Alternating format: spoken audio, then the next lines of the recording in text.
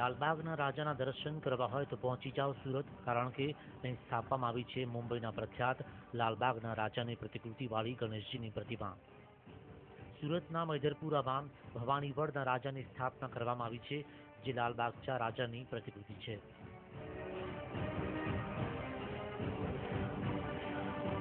મૈદરપુરા ગણેશ મિત્ર મંડળ દ્વારા આ વર્ષે પણ ઇકો ફ્રેન્ડલી થીમ આધારિત 18 ફૂટ ઊંચી પ્રતિમા સ્થાપવામાં આવી છે.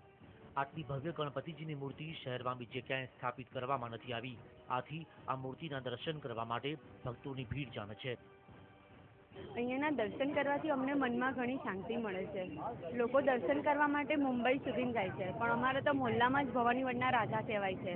અહીંયા અમે જે પણ બોલીએ છીએ તે અમારી બધી જ માન્યતાઓ પૂરી થાય છે. એટલે અમને અમારા મોહલ્લાના ગણપતિ પર જ એટલો વિશ્વાસ છે કે અમે બીજે કશે જતા પણ નથી.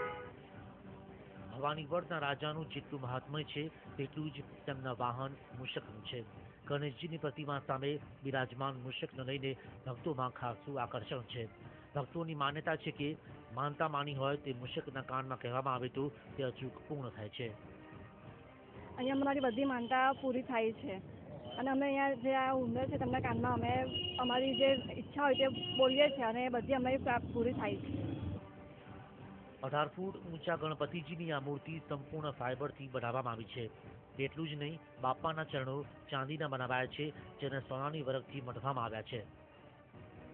ના, આનું વિસર્જન નથી કરવાના. આની રોજ આરતી પૂજા થશે. અમે એક પ્લોટ રાખેલો છે, ત્યાં રોજ આરતી પૂજા થશે. ચોથ પર કાયમ પૂજા થશે દર મહિને. જે રીતે અત્યારે પૂજા થાય છે એ રીતે દરેક મહિનાની ચોથ પર પૂજા થશે. આવતા વર્ષે આ મૂર્તિ પાછી અહીંયા સ્થાપિત થશે.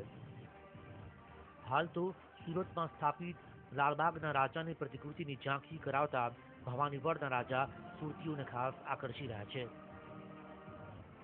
પારુલ મહાડિક, TV9 સુરત.